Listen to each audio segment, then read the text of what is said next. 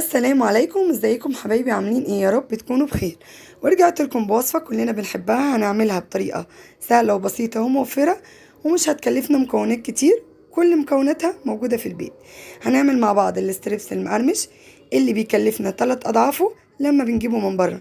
ان شاء الله جربيه على طريقتي وينجح معاكي من اول مرة. يلا بينا نسمي الله ونصلي على الرسول عليه افضل الصلاة والسلام. بس لو أول مرة تشوفيني، أنا مروة. أتمنى تدعميني بلايك وشير واشتراك في قناتي، قناة مطبخ مروة نعيم، عشان يجيلك كل جديد. بصي كده، بصي ما هيطلع معاكي مقرمش وجميل. بصي الصوت، بصي الجمال والطعم تحفة. بصوا الجمال ومستوي وجميل جدا من جوه. بصوا حتة دايبة دوب دايبة دوب. سامعة صوت القرمشة؟ ده أهم حاجة في الاستريبس. يلا بينا نسمي الله. معايا هنا نص كيلو من البانيه يكون متقطع